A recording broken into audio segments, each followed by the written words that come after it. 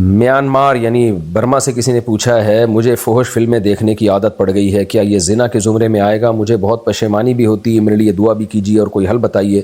مجھے معلوم ہے کہ اللہ بہت معاف کرنے والا ہے، لیکن کیا وہ مجھے بھی ایسے اعمال کے بعد معاف کر دے گا؟ اللہ معاف کرنے والا ہے توبہ کرنے والوں کو، فحش فلمیں دیکھنے والوں کو معاف کرنے والا ہے، ایسی کوئی حدیث ہماری نظر سے نہیں گزری ہے۔ بلکہ برائی کرنے والے کے بارے میں تو اللہ نے دھمکی دی ہے، ان الذین یکسبون الاثم سیجزون بما کانوا یقترفون، جو لوگ گناہ کر رہے ہیں عنقریب ان کو اس کی وبال پڑنے والا ہے۔ اللہ ہم سب کو برائیوں سے بچا کے رکھے۔ بہرحال اب لت پڑ گئی ہے تو توبہ کریں، جیسے اللہ گناہ سے اللہ کو نفرت ہے تو توبہ سے محبت بھی اللہ تعالیٰ کو۔ جب بھی یہ گناہ ہو جائے آپ سچی توبہ کریں گڑ گڑا کے، اور آئندہ بچنے کا اہتمام کریں۔ بچنے میں یہ بھی داخل ہے کہ نکاح کریں اور کوئی اپنے آپ کو سزا دیں جب بھی یہ گناہ ہو جائے۔ تو اس بارے میں جو ڈاکٹر ہیں جو نفسیات کے ماہر ہوتے ہیں وہ بھی اچھا گائیڈ کر دیتے ہیں۔ کسی ماہر نفسیات سے بھی رابطہ کریں کہ بھائی مجھے یہ فحش فلموں کی عادت پڑ گئی ہے، مجھے کیسے چھوٹے گی؟ اللہ والوں سے رابطہ کریں آپ۔ اگر جس علاقے میں آپ رہتے ہیں وہاں کوئی بزرگ ہیں، نیک بزرگ ہیں، پیر و مرشد ہیں، نیک سنت کے اتباع کرنے والے ہوں، دو نمبر نہ ہو، تو اس میں دو نمبریاں آج کل بہت آ گئی ہیں تصوف میں، تو کسی ایسے شیخ سے بیعت ہو جائیں۔ اگر آپ کا تعلق پاکستان سے ہے تو میری نظر میں آپ حضرت فیروز میمن صاحب سے بیعت ہو جائیں، تو وہ بھی بہت اچھا گائیڈ کرتے ہیں۔ بہت سے لوگ جو فحش چیزوں کے عادی ہو چکے تھے ان کے بیانات میں بیٹھ کے ان سے بیعت کر کے ان کی یہ برائیاں چھوٹ گئی ہیں، ان سے بھی بیعت ہو سکتے ہیں آپ۔ تو کسی اللہ والے بزرگ سے بیعت ہوں گے تو انشاءاللہ یہ گناہ کا چھوٹنا آسان ہو جائے گا۔ باقی زنا الگ جرم ہے، زنا بہت بڑا جرم ہے، کبیرہ گناہ ہے، اس پہ تو شریعت میں حد ہے۔ تو فحش فلم دیکھنا زنا کے زمرے میں تو نہیں آتا، لیکن کم گناہ بھی نہیں ہے، یہ بھی کبیرہ گناہ میں آتا ہے فحش فلمیں دیکھنا۔ تو اس لیے توبہ کرنے کی کوشش کریں، اس برائی کو چھوڑیں۔ ساؤتھ افریقہ سے کسی نے پوچھا ہے میری شادی کو 12 سال ہو گئے ہیں، 12 سالوں سے میرے شوہر مجھے دھوکہ دے رہے ہیں، اب میری برداشت سے باہر ہو چکا ہے، اب تو وہ میرے سامنے بھی فحش ویڈیوز دیکھنے لگے ہیں، استغفر اللہ، ساری حدیں پار کر دی ہیں، میرے پاس واپسی کا کوئی راستہ نہیں ہے، کیا مجھے ابھی بھی شوہر کا حق ادا کرنا ہوگا؟ جب کہ وہ میرے قریب آتے ہیں تو مجھے وحشت ہوتی ہے، میرے 2 بچے ہیں، میں کیا کروں؟ یہ تو بہت ہی بری حرکت ہے، بیوی کے سامنے یہ کام کر رہا ہے ایک آدمی، فحش ویڈیوز دیکھ رہا ہے۔ تو آپ اپنے رشتہ داروں سے رابطہ کریں، اپنے والد سے، بھائیوں سے۔ عورت کو سپورٹ ملتی ہے اس کے خاندان کے مردوں سے، تو خاندان کے مرد ہی اگر ڈھیلے ہوں تو پھر عورت، ہماری سوسائٹی میں آپ کو پتہ ہے پھر عورت پہ ظلم ہوتا ہے۔ یہ تو بہت ہی تکلیف دہ حرکت ہے۔ اصولی طور پر تو ایسی صورت میں شوہر سے علیحدگی لینی چاہیے۔ جو آپ کے سامنے اس کام کو کرتے ہوئے اس کو شرم نہیں آ رہی ہے، اتنی کھلے عام ایک جرم کر رہا ہے وہ، تو اور اس سے خطرہ ہوتا ہے کہ عورت بھی گناہ میں نہ پڑ جائے کہیں۔ تو اصولی طور پر تو یہی ہے کہ ایسے میاں سے علیحدگی لینی چاہیے، تاکہ، لیکن آج کل مسئلہ یہ ہے کہ خواتین کا علیحدگی لینے کے بعد زیادہ بڑے مسائل کھڑے ہونے کا خطرہ ہوتا ہے کہ دوبارہ شادی اچھی جگہ ہو نہ ہو، بچے نہ رول جائیں کہیں۔ تو میں اب اس بارے میں آپ کو کچھ مشورہ نہیں دے سکتا جب تک کسی کے پورے حالات سامنے نہ ہو، کیسے مشورہ دے انسان؟ تو آپ خود ہی نمٹیں اس کیس سے، اپنے رشتہ داروں کو بیچ میں ڈالیں، یہی کہہ سکتا ہوں میں۔ باقی بیسک حقوق اگر وہ آپ کے ادا کر رہا ہے تو آپ کو بھی اس کے بیسک حقوق ادا کرنے پڑیں گے۔ تو یہی ہے، باقی محبت اور ایک جو شوہر سے ایک محبت کا تعلق ہوتا ہے وہ تو اختیار میں نہیں ہے، وہ ظاہر ہے اس ٹائپ کے شوہر سے عورت کہاں محبت کرے گی۔ اللہ تعالیٰ ہدایت دے آپ کے شوہر کو، میں دعا ہی کر سکتا ہوں۔ یقینی طور پر کوئی مشورہ دینا میرے لیے ممکن اس وقت تک نہیں ہے جب تک کسی کے پورے حالات سامنے نہ ہو، تو آپ اپنے خاندان کے مردوں کو بیچ میں ڈالیں۔ زانی عورت کی توبہ کا طریقہ: اگر ایک شادی شدہ عورت سے کئی بار زنا سرزد ہو اور مختلف مردوں کے ساتھ اب وہ توبہ کرنا چاہتی ہے اور اسے بہت شدید ندامت ہے، تو اب وہ کیا کرے؟ کیا اس سے نکاح ختم ہوگا اور اس کی توبہ کے لیے کیا شرط ہوگی؟ زنا بہت بڑا جرم ہے، قرآن میں اللہ نے فرمایا یہ اپنی خواہش پوری کرنے کا بہت برا راستہ، اور کنواری لڑکی کا زنا کرنا بہت بڑا جرم، شادی شدہ کا تو اور بھی بڑا جرم، اور مرد کا زنا کرنا بھی بہت بڑا جرم، عورت کا زنا کرنا اس سے بھی بڑا جرم ہے۔ تبھی اللہ نے جب زانی کی سزا بیان کی ہے نا تو عورت کا ذکر پہلے کیا۔ قرآن ہر چیز میں مرد کو پہلے ذکر کرتا ہے، عورت کا بعد میں۔ چور کا ہاتھ کاٹنے کی باری آئی تو اللہ نے فرمایا چور مرد کا بھی ہاتھ کاٹو اور چور عورت کا بھی ہاتھ کاٹو، یہاں مرد کا ذکر پہلے، عورت کا بعد میں۔ لیکن زنا کی جہاں بات آئی اللہ نے فرمایا زانیۃ والزانی فجلدوا کل واحد منہما مئۃ جلدہ، زنا کرنے والی عورت کو بھی 100 کوڑے مارو اور مرد کو بھی۔ تو یہاں عورت کا ذکر پہلے اس لیے کیا کہ عورت میں زنا کی رغبت کم ہوتی ہے اور اس میں حیا بھی ہوتی ہے، اس کے باوجود اس کا زنا کرنا یہ بہت بڑا جرم ہے۔ مرد کا بھی زنا کرنا بہت بڑا جرم ہے، سزا اللہ نے دونوں کی ایک رکھی ہے۔ لیکن حقیقت میں یہ فرق ہے ان میں, یعنی عملی طور پر دونوں کی جرم میں فرق ہے. اب سزا اللہ نے ایک کیوں رکھی ہے؟ اللہ کی حکمتیں اللہ بہتر جانتا ہے. تو شادی شدہ عورت اگر زنا کرے تو یہ اتنا بدبودار جرم ہے کہ قرآن کہتا ہے کہ اگر یہ ثابت ہو جائے گواہوں سے اور اقرار سے ایک مخصوص طریقے سے, تو ان کو زمین میں گاڑ کے پتھروں سے ہلاک کر دو. تو اس لیے بھائی اگر کسی عورت سے بھی یہ جرم ہوا ہے یا مرد سے, تو یہ بہت بڑا جرم ہے, ہلکا نہیں ہے. اب اسلامی حکومت نہیں ہے, لہذا اللہ نے پردہ ڈالا ہوا ہے اگر جرم کے اوپر, تو اب سزا تو جاری نہیں ہوگی رجم والی, اور وہ اپنے اوپر خود سے جا کے جاری کروانا بھی کوئی شریعت میں اچھا کام نہیں ہے. اب یہ ہے کہ چھپ کے گڑ گڑا کے اللہ سے بہت زیادہ توبہ کرے. اللہ غفور الرحیم ہے, بڑے بڑے گناہوں کو معاف کر دیتا ہے. اور آئندہ کے لیے ولا تقربوا الزنا, قرآن کہتا ہے ایسے کام بھی مت کرو کہ زنا کی طرف تمہاری رغبت ہو. تو اس خاتون کو چاہیے کہ خوب گڑ گڑائے اللہ سے اور کچھ صدقہ خیرات بھی کرے, اور دوبارہ من تاب وآمن وعمل عملا صالحا, جیسے اللہ نے سورہ فرقان میں فرمایا, جو توبہ کر لے گا اور اپنے عقیدے کو مضبوط کر لے گا اور آئندہ نیک اعمال اختیار کر لے گا, تو اللہ اس کے گناہوں کو معاف کر دے گا. تو ان کو چاہیے خوب اللہ سے توبہ کریں اور آئندہ کے لیے اپنی زندگی تبدیل کر دیں. اللہ غفور الرحیم ہے.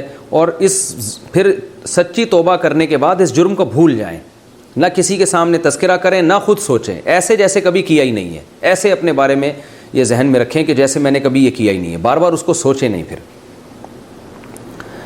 ناجائز تعلقات میں لیے گئے تحفے کا حکم. اگر کسی کا ناجائز ریلیشن ہو اور محبت میں تحفے کا لین دین ہو, تو کیا اب ان تحفوں کا حکم کیا ہوگا؟ کیا وہ واپس کرنا ضروری ہیں؟ اگر اب اس بندے سے رابطہ نہیں ہے تو کیا اس سے رابطہ کر کے اسے سارے تحفے واپس کیے جائیں یا اس کی قیمت واپس لی جائے, یا اس کی قیمت واپس کی جائے؟ اس بارے میں رہنمائی فرمائیں. دیکھیں, اگر کسی سے خدا نخواستہ ناجائز تعلق تھا تو اس نے جو گفٹ اس تعلق کو پیدا کرنے کے لیے دیے ہیں, یعنی کسی نے کسی عورت کو گفٹ دیے, نیت اس کی یہ تھی کہ تاکہ اس گفٹ سے یہ میرے ساتھ ناجائز تعلق رکھے, اور خاتون نے بھی لیے اسی نیت سے کہ بھئی میں اس لیے لے رہی ہوں تاکہ میں اس کی خواہش پوری کروں, اس کے ساتھ ناجائز تعلق رکھوں, تو پھر تو یہ گفٹ کا لین دین بالکل حرام تھا, اور اس خاتون کے لیے اس گفٹ کا استعمال جائز نہیں ہے. اس کو صدقہ کر دیں وہ, یا اس گفٹ کو یا اس کی قیمت کو. لیکن اگر ایسا نہیں تھا, گفٹ کی بیس یہ نہیں تھی کہ یہ تعلق برقرار رہے, تو ناجائز تعلق تو برا ہے, لیکن گفٹ اس بیس پہ نہیں دیا گیا تھا, تو پھر اس گفٹ کا جو لینا ہے وہ گفٹ حرام نہیں ہوگا. ہاں یہ ضرور کہیں گے ناپسندیدہ ہے, نامناسب ہے, بہتر تو یہی ہے کہ اس کو بھی گفٹ یعنی اس کو بھی صدقہ کر دیا جائے, لیکن اس کا صدقہ کرنا پھر لازم نہیں ہے. البتہ یہ کوئی پاکیزہ اور حلال طیب میں شامل نہیں ہے یہ چیز, کیونکہ نامحرم مرد اور عورت کا کوئی اس طرح کا لین دین جبکہ ان کی نیتیں بھی ٹھیک نہ ہو, یہ بہرحال مکروہ اور ناپسندیدہ ہے, لیکن اس کو حرام نہیں کہیں گے اس صورت میں. ہیں اور وہ آپ کی شف سرکار, وہ فوج ہے اور وہ سیاست دان ہے. تو سیاست دانوں پر تو میرا خیال ہے زیادہ ہم محنت کر نہیں سکتے. یہ تین ادارے تو یہ تو آپ اچھے اسکول بناؤ, اس میں اچھی ایجوکیشن ہو, یہاں سے جب فارغ ہو کے لوگ جائیں گے تو ملک کو ایک صالح قیادت ملے گی کہ نہیں ملے گی. اور ابھی معاملہ اتنا خراب نہیں ہے کہ آپ سمجھو سارے غلط ہیں, نہ یہ بدگمانی ہے. یہ بند کمرے میں بیٹھ کے فیصلہ کرنا کہ فوج میں سارے برے, عدلیہ میں سارے برے, سیاست دانوں میں سارے برے, یہ بند کمرے میں بیٹھ کے فیصلہ کرنا بہت ڈینجرس ہے. آپ نکلو گے تو آپ کو پتا چلے گا بھائی ابھی بھی خیر کا کام بہت ہو سکتا ہے اچھے طریقے سے, لیکن آپ کا قبلہ تو درست ہو نا. کام جو آپ کر رہے ہو, آپ کی جو فورس ہے اس کی ڈائریکشن تو صحیح ہو نا, آپ کی قوت جو ہے وہ صحیح سمت میں لگے گی تو کام ہوگا. قوت جب صحیح سمت میں نہیں لگے گی بھائی, محنت زیادہ ہوتی ہے, اس کا آؤٹ پٹ زیرو ہوتا ہے. میں سمجھا پا رہا ہوں اپنی بات؟ یہ میں نے اس لیے بتایا کہ کچھ لوگ بار بار نا یہ مولوی سسٹم تبدیل نہیں کر رہے, یہ مولوی نظام کی تبدیل, مولوی بس لوگوں کو نکاح طلاق کے مسائل بتا رہے ہیں, لوگوں کے جنازے پڑھا رہے ہیں, لوگوں کے نکاح پڑھا رہے ہیں. تو میرے بھائی کیا کریں, جنازے چھوڑ دیں کیا وہ مردے کو ایسے چھوڑ دیں ہم اس کو؟ تو باتیں کرنے پر گورنمنٹ کی طرف سے کوئی پابندی بولو نہیں ہے, پھینکتے رہو. اچھا, جو جتنی بڑی بات کرے گا وہ لوگ کہتے ہیں یہ ہے اصل, اس کے پیچھے ہے کیا تمہارے پاس؟ کوئی پیکج کیا ہے سسٹم تبدیل کرنے کا؟ ہم جب سسٹم تبدیل کرنے کی بات کرتے ہیں تو ہمارے پاس ایک پیکج ہے اور اس پیکج پر ہم عمل بھی کر رہے ہیں, اور دوسرے پیکج کو ہم برا نہیں کہتے. کوئی بھی سوٹیبل پیکج ہو آپ لے کر آؤ ہمارے سامنے, لیکن ہوائی باتیں اگر کوئی کرو گے تو بھائی پھر ہم نہیں مانتے. تو وہ مدرسے کا طالب علم گیا اور کہنے لگا کہ جی وہ کسی نے آ کے پوچھا کہ جی چوہا گر گیا ہے, چوہا کنویں میں گر گیا ہے, تو کتنے ڈول نکالنے ہیں. اب یہ پریشان, وہی نا بات کو طول دینے کی ان کو عادت, جواب آتا نہیں ہے. تو کہنے لگا دیکھو چوہا یا تو مر کے گرا ہوگا یا گر کے مرا ہوگا, دونوں کا حکم جدا جدا ہے. آپ تحقیق کر لیں کہ پہلے مرا تھا پھر گرا تھا یا پہلے گرا تھا پھر مرا تھا. تو بیچارہ چلا گیا تحقیق کرنے کے لیے, میرا خیال ہے اب تک تحقیق ہی کر رہا ہے وہ.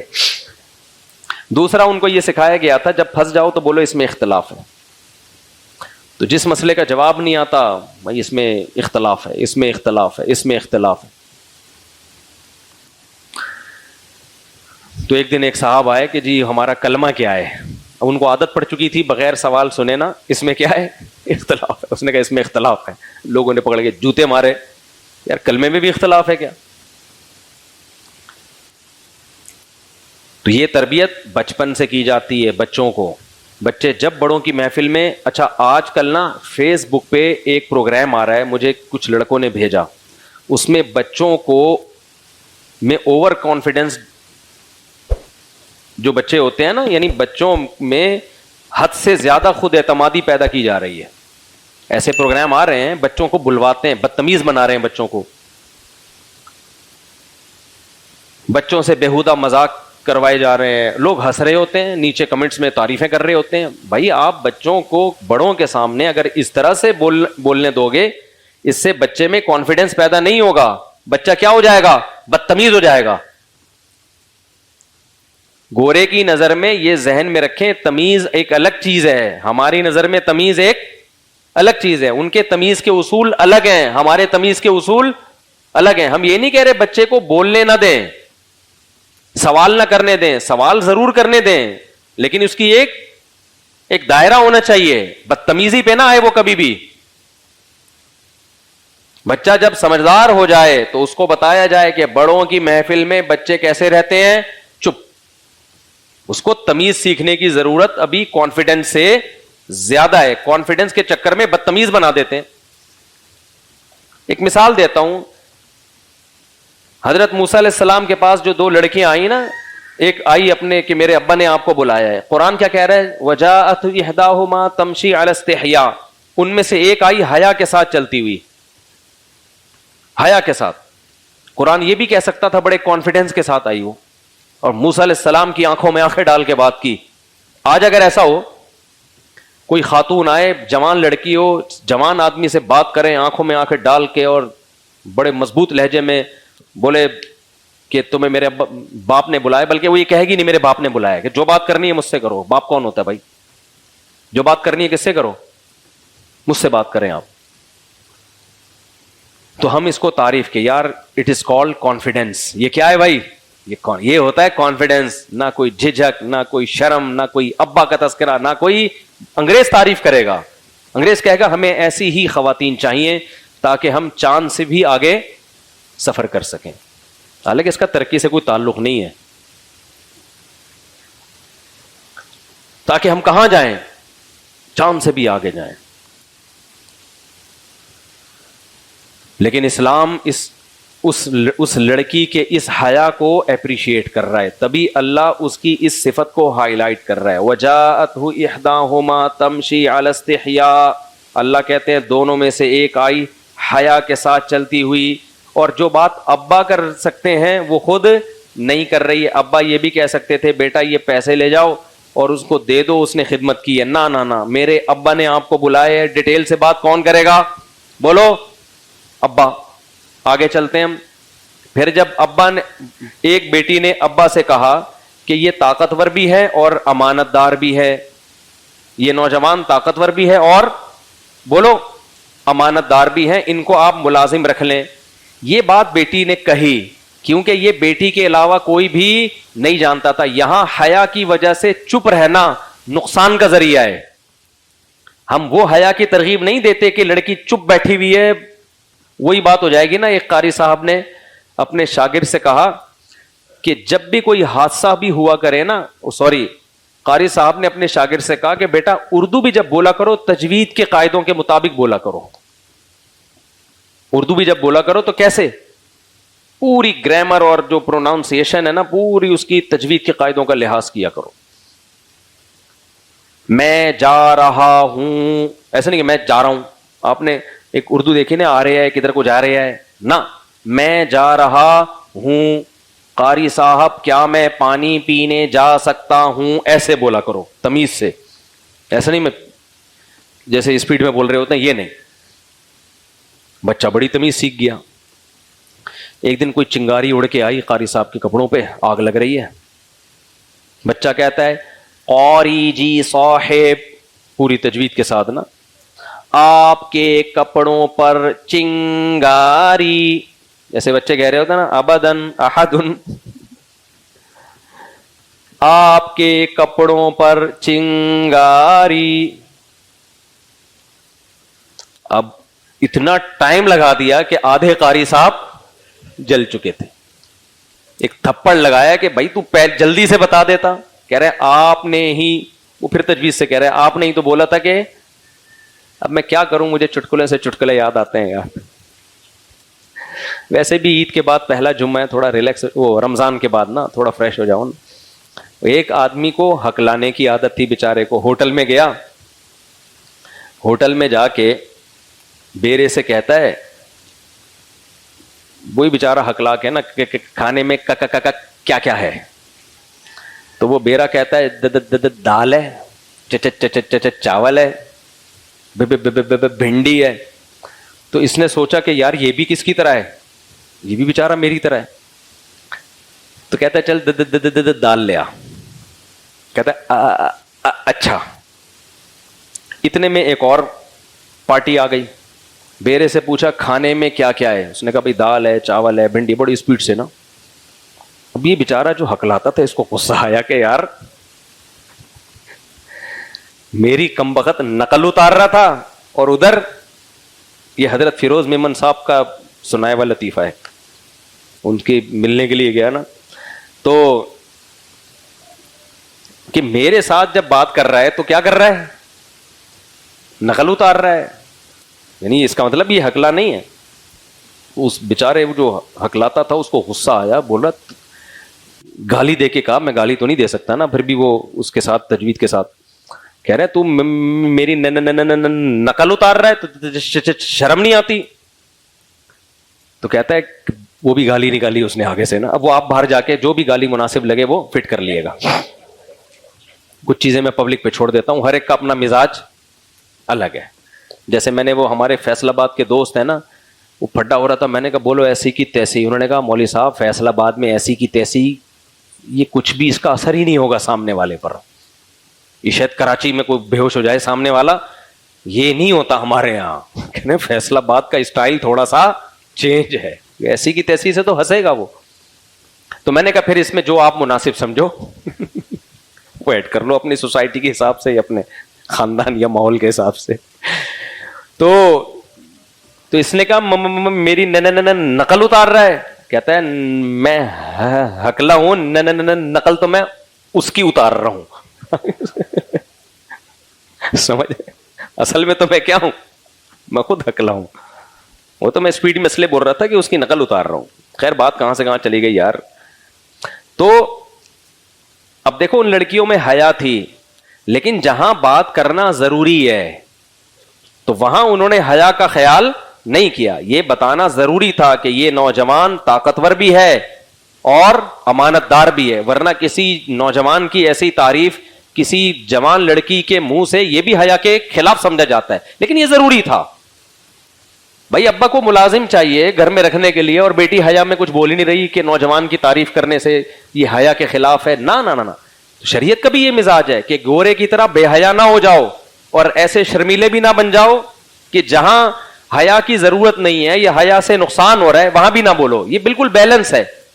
ہم کیا کرتے ہیں، عورت میں یا بچوں میں کانفیڈنس پیدا کرنے کے لیے بدتمیز بنا دیتے ہیں، اور اگر ان پہ روب قائم کر کے حیادار بناتے ہیں تو ایسا بنا دیتے ہیں کہ پوچھنے کی باتیں بھی وہ نہیں پوچھتے. اس سے ان کا نقصان ہوتا ہے، ان کو بالکل بولنے ہی نہیں دیتے. اس کو بیلنس لے کے چلنا ضروری ہے، سمجھتے ہو. میرا خیال نہیں میں سمجھا پا رہا اپنی بات. اعتدال سے لے کے چلنا ضروری ہے. تو ان بچیوں نے جب یہ کہا نا تو ابا نے کیا کہا؟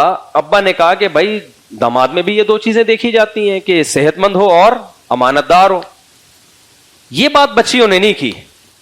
اس موقع پہ یہ بات بچیوں کے منہ سے, یہ حیا کے, بچی بھی تو کہہ سکتی تھی ابو میں جوان ہوں, شریعت نے جلدی شادی کا حکم دیا ہے, آپ بھی یہ بات جانتے ہیں, تو یہ نوجوان صحت مند بھی ہے اور امانت دار بھی ہے, اور اس قوم کے لوگوں کا تو آپ کو پتا ہے اس قوم میں تو کوئی ہمیں اچھا رشتہ نہیں ملے گا. وہ سارے مسٹنڈے کنویں پہ کھڑے ہوئے تھے, گھنٹوں ہم انتظار کرتے رہے ہیں اور اتنا ان کمبختوں کو توفیق نہیں ملی کہ ہمیں پانی نکالنے کے لیے ہم سے پوچھ لیں. تو اس قوم میں تو یہی مسٹنڈے ملیں گے آپ کو, یہاں ہماری شادیاں نہیں ہوں گی, ہمارے سر میں چاندی آ جائے گی. تو یہ بہترین رشتہ ہے بھائی. یہ پہل کرنا اس موقع پہ حیا کے خلاف کہ ابا کا کام ہے, ابا سمجھدار ہیں. اس سے بھی پتا چلا کہ یہ بھی پہل کرنا اس وقت حیا کے خلاف ہے جب ابا کیا ہوں؟ سمجھدار ہوں. ابا بالغ ہوتے ہی لڑکی کے لیے اچھے رشتے کا انتظام کر رہے ہوں. جہاں ابا یہ انتظام نہیں کر رہے ہوں تو پھر بولنا کیا ہے؟ یہ حیا کے خلاف نہیں ہے. پھر لڑکی کو چاہیے بولے وہ کہ ابا کیا کر رہے ہیں آپ, واٹس گوئنگ آن. انگلش میں سمجھا دیں, ابا سمجھ جائیں گے انشاءاللہ. وہ جب انگلش میں بولے گی نا تو وہ ابا کانفیڈنس دیکھ کے ڈر جائیں گے, بولیں گے بھائی ابھی صرف واٹس گوئنگ آن ہوا ہے, اس کے بعد جب یہ گھر سے بھاگے گی میں بولوں گا واٹس ہیپننگ. ٹھیک ہے نا, سمجھنے کہ نہیں سمجھ رہے؟ تو حیا یہ ایمان کا حصہ ہے, لیکن ایسے موقع پہ حیا کرنا جہاں کوئی نقصان کا خطرہ ہو وہاں حیا شرعاً جائز نہیں ہے. تو بچیوں کو پتا تھا یہ کام ہمارے ابا کا ہے, رشتے کی بات کرنا, یہ اس وقت ہمارے منہ سے اچھی بولو نہیں لگے گی. لیکن آج ہم لڑکیوں کو کہتے ہیں کر لیا کرو, کیونکہ ابا کو جب بات بیٹیاں کرتی ہیں تو اچھی نہیں لگ رہی ہوتی ہیں, ان کو اس وقت دلچسپی نہیں لے رہے ہوتے, تو بات نہیں کرے گی تو کہاں دلچسپی لیں گے. ابا کو آج کل کماؤ پوت بنانے لڑکیوں کو بھی. ایسے ایسے حالات ہیں نا, ڈپریشن سے مر جاؤ آپ لوگ جو میرے سامنے آتے ہیں. باپ کما رہا ہے, بیٹی سے شادی نہیں کر رہا کہ یار گھر میں آمدن آ رہی ہے یہ چلی جائے گی, تو عجیب سے حساب کتاب ہے یار. بھائی کما رہے ہیں بہنوں سے, بہنوں کو شادی سے روک رہے ہیں کہ وہ بہن جا رہی ہے کما کے لا رہی ہے. یہ عورت کے کمانے کے سائیڈ افیکٹ ہیں, سمجھتے ہو؟ بہت خطرناک سائیڈ افیکٹ ہیں. اگر عورتوں میں کمانے کا رواج چل پڑ گیا نا تو بہت زیادہ اس کے نقصانات ہوں گے, عورت کو ہوں گے مرد سے زیادہ. تو نفرتیں پیدا کرنے میں ایک بہت بڑا ذریعہ کس بات کا ہے کہ آپ اپنا مقام دیکھے بغیر آپ بات کرنا شروع کر دیں. اس سے بڑے کو یہ احساس ہوتا ہے. اکثر میں نے گھروں میں دو بھائیوں کی جو لڑائیاں دیکھی ہیں, بڑے بھائی کو چھوٹے بھائی سے کوئی چڑ ہو جاتی ہے تو ہو جاتی ہے یقیناً, وہ ہر بات میں چھوٹے کو ذلیل کرنے کی کوشش کر رہا ہوتا ہے. لیکن جب آپ ان کی ہسٹری میں جاؤ گے نا تو پتہ چلتا ہے کہ یہ چھوٹا بڑے کو رسپیکٹ نہیں دے رہا, یہ ہر جگہ اپنی ٹانگ اونچی رکھنے کی کوشش کر رہا ہے, جس سے بڑے کے دل میں ایسی نفرت پیدا ہوئی ہے کہ اب وہ جائز ناجائز کا فرق دیکھے بغیر اس کو رسوا کرنے میں لگا رہتا ہے. جب بڑا بول رہا ہو چھوٹا اگر خاموش رہے تھوڑی دیر کے لیے تو اس سے بڑا فائدہ ہوتا ہے. باپ بول رہا ہو تو اولاد کیا ہو جائے, باپ سمجھا رہا ہوتا ہے, بیٹا بیچ میں وہ اپنی ٹانگ لے آتا ہے بیچ میں. اسی طرح شوہر سمجھا رہا اور بیگم بیچ میں بولنا شروع کر دیں تو کس کی کھوپڑی گھومتی ہے؟ پھر آدمی کی کھوپڑی گھومتی ہے کہ سربراہ میں ہوں اور ٹانگ کون اڑا رہا ہے ہر بات میں. تو بیگم کو چاہیے جب میاں بول رہا ہے یا غصے میں اس وقت چپ کر جائے. بہت جب بالکل معاملہ ٹھیک ہو جائے نا, سیٹ ہو جائے, اس کے بعد میں سمجھا دے. ہر بات اس موقع پہ کہنا نقصان دہ ہوتا ہے. لیکن میں نے بتایا نا جب تک یہ زبان کو کنٹرول نہیں کریں گے تو اس وقت تک مسائل حل نہیں ہوں گے. آج جب ہم اصلاح کرنے کے لیے جاتے ہیں تو جو ہمارا طریقہ ہوتا ہے اصلاح کا, اس طریقے میں اصلاح کم اور فساد زیادہ ہو رہا ہوتا ہے. تو یہ تو ایک ہے, بس ایک اور میں بات بتا کے بس بیان ختم کرتا ہوں. یہ سب چیزیں نفرتیں پیدا کرتی ہیں گھروں میں. تو خلاصہ اس کا یہ نکلا کہ چھوٹے کو چاہیے کہ وہ بڑے کو کیا دے بھائی, رسپیکٹ دے. اور رسپیکٹ کا ایک طریقہ قرآن نے بیان کیا ہے کہ بڑے کی موجودگی میں چھوٹا نہ بولے. ہم یہ نہیں کہہ رہے ظلم ہونے دیں, اس وقت نہ بولے, بعد میں کسی اور طریقے سے تمیز سے یا کسی بڑے کے ذریعے اس کو سمجھا دے کہ بھئی یہ مناسب نہیں ہے, یہ غلط ہے, یہ صحیح ہے, وغیرہ وغیرہ. دوسرا قرآن نے کیا حکم بیان کیا, لا یسخر قوم من قوم عسى ان يكونوا خيرا منهم. کوئی قوم کسی قوم کا مذاق نہ اڑائے. یہ چیز بھی نفرتیں پھیلانے کا بہت بڑا ذریعہ بنتی, آگ لگا دیتی ہے. یہ آپ نے کسی قوم کا نام لے کے لطیفہ سنایا, کسی قوم پہ لطیفہ فٹ کیا, سے ایسی نفرت پھیلتی ہے. دیکھو صحابہ کے بارے میں قرآن کہتے ہیں الف بین قلوبکم, اللہ نے تمہارے دلوں کو جوڑ دیا. وہ جڑے ہوئے تھے تو کیا ہوا ہے کہ ایک قبیلے نے اپنے قبیلے کا حوالہ ریفرنس دے دیا دوسرے قبیلے کے سامنے, ہم تو فلاں ہیں. دوسرے قبیلے نے کہا کہ ہم فلاں ہیں, اور دونوں قبیلوں میں جنگ چھڑنے والی, دونوں پیغمبر کے پیچھے نماز پڑھتے ہیں, دونوں کی قربانیاں, دونوں نبی صلی اللہ علیہ وسلم کو آخری نبی سمجھتے ہیں, دونوں صحابہ ہیں. لیکن قبیلوں کا نام آنے سے, قوم کے نام آنے سے, وہ صحابہ, وہ اصحاب رسول جو جن کے رحماء بینہم ہونے کی گواہی قرآن دے رہا ہے, ان کی تلواریں نکلنے لگیں. نبی صلی اللہ علیہ وسلم کو پتا چلا تو آپ نے یہ جنگ بند کروائی اور فرمایا دعھا فانھا منتنا. قوم پرستی, قوم کا نام لے کے دوسری قوم, یہ حدیث کا مفہوم بیان کر رہا ہوں, دوسری قوم کو نیچا دکھانا کہ ہم تو فلاں ہیں, ہم تو فلاں قوم کے ہیں, یہ کام آپ نے فرمایا یہ بدبودار ہے. یہ زمانے جاہلیت کے دعوے ہیں, اسلام میں ان دعووں کی کوئی گنجائش بولو نہیں ہے. پھر قرآن کی آیتیں نازل ہوئی ہیں وَاعْتَصِمُوا بِحَبْلِ اللَّهِ جَمِيعًا وَلَا تَفَرَّقُوا, اللہ کی رسی کو مضبوطی سے تھامو, آپس میں لڑائیاں مت کرو. اللہ کی رسی کیا ہے؟ انما المؤمنون اخوۃ, مومنین آپس میں کیا ہیں بھائی؟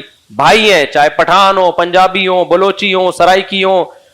آج کتنی باتیں ہو رہی ہوتی ہیں, وہ ابے وہ تو وہ قوم ہی ایسی ہے, وہ قوم ہی ایسی ہے, اور اسی قوم کے سامنے بات کر رہے ہوتے ہیں, اگلے کے دل میں نفرت کی انگارے بھڑک رہے ہوتے ہیں.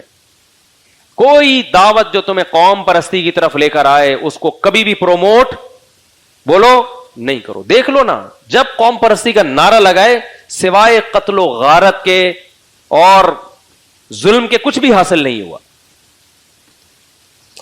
تو یہ چیز بھی کیا پھیلاتی ہے بھائی؟ نفرت. اور ایک اور بات کر کے بس بیان ختم کرتا ہوں, وقت پورا ہو گیا. دیکھو یہ قوم پرستی کی نفرت ختم کرنے کا نا اللہ نے ایک بہترین ذریعہ مرد کو کثرت نکاح بھی دیا ہے. بہت ٹپیکل موضوع ہے. ہمارے نبی نے جو اتنی زیادہ شادیاں کی ہیں نا, اس کی ایک بڑی حکمت پتہ ہے کیا تھی؟ مختلف قبیلوں سے ریلیشن, تاکہ وہ قبیلے آپ سے دشمنی ختم کر دیں. عرب میں سسرال کی بڑی, دامادوں کی بڑی عزت ہوتی تھی. نبی نے حضرت ابو سفیان کی بیٹی سے نکاح کیا, کیونکہ ابو سفیان اسلام کے دشمن, جب سے نکاح کیا اس وقت سے دشمنی میں کمی. ہمارے محلہ تھا وہاں ہاکسبی روڈ کی طرف نیول کالونی میں نا, تو وہاں ہمارے محلے کی کسی لڑکی کی شادی ہو گئی کہیں ناظم آباد میں. تو ہمارے ایک دوست تھے, بڑے مزاحیہ باتیں کرتے تھے. انہوں نے کہا کہ بھائی اب اس کا ہمیں احترام کرنا ہے, یہ ہماری کالونی کا وہ بن گیا ہے, برادر نسبتی بن گیا ہے. آپ اندازہ لگائیں کہ ایک جنگ کے موقع پر بہت سارے یہودی قید ہوئے, بہت سارے یہودی. نبی صلی اللہ علیہ وسلم نے ان کے قبیلے کی خاتون تھی حضرت صفیہ, ان سے نکاح کر لیا, ان کو آزاد کروا کے. جب نکاح کیا ہے نا, صحابہ کے کسٹڈی, صحابہ کے پاس جتنے اس قوم کے غلام تھے صحابہ نے سب آزاد کر دیے کہ اس قوم کی عورت ہمارے نبی کی زوجہ بن چکی ہیں. نہیں آئی میرا خیال ہے بات کہ بھئی اس قوم کی, اب یہ قوم جو ہے نا ہمارے نبی کا سسرال بن چکا ہے, اور نبی کے سسرالیوں کو غلام بنانا یہ ہماری غیرت کے خلاف. تو مورخین کہتے ہیں, محدثین کہتے ہیں کوئی عورت ایسی اس لحاظ سے اتنی بابرکت نہیں ہے جتنی حضرت صفیہ, کہ سینکڑوں غلاموں کو آزاد کرنے کا ذریعہ بنی. عرب اس کا خیال کرتے تھے کہ بھئی یہ پیغمبر کا سسرال ہے. سمجھتے ہو گیا نہیں سمجھتے ہو؟ تبھی میں کہتا ہوں حضرت معاویہ کے خلاف جو لوگ بھونکتے ہیں وہ پیغمبر کو خوش نہیں کر رہے. حضرت معاویہ نبی صلی اللہ علیہ وسلم کے برادر نسبتی. حضرت معاویہ کی بہن کس کے نکاح میں ہے؟ نبی کے نکاح میں ہے. تو ان کا تو خلاف بولنا بنتا ہی نہیں ہے, نبی کے سسرال ہے. اور اس بارے میں صحیح حدیث ہے ابو داؤد کی, فرمایا ان حق الذی کرم بہ الرجل ابنتہ او اختہ, سب سے زیادہ قابل احترام وہ ہے جس کی بہن یا بیٹی تمہارے نکاح میں ہے. نہیں آئی میرا خیال ہے؟ تو مختلف قوموں میں شادیاں کرنے سے بھی قوموں کی نفرتیں بولو ختم. اب آپ نے کسی قوم میں شادی کی, آپ نے اس کے مذاق اڑایا, سسرال تھوڑی چھوڑے گا, بولے گا تیری ایسی کی تیسی ہے بھائی, ہم نے تمہیں بیٹی اس لیے دی ہے, ہم نے تمہیں بہن اس لیے دی ہے کہ تو ہماری قوم کا مذاق اڑاؤ. اس سے انسان کا ظرف بھی بڑھتا ہے. تو مختلف قوموں میں شادیوں کا بھی رواج, بولو یہ جو ہم بنا کے بیٹھتے ہیں, پٹھان میں ہی شادی کرے گا, مہاجر میں ہی شادی کرے گا, سرائکی میں ہی شادی کرے گا, پنجابی میں ہی شادی کرے گا. ابے چھوڑو یار, مسلمان کہاں شادی کرے گا؟ مسلمان انسان کا بچہ ہونا ضروری ہے. بس کوئی بھی قوم ہو, سب سے پہلے کیا دیکھنا ہے؟ انسان کا بچہ ہے یا نہیں. صحیح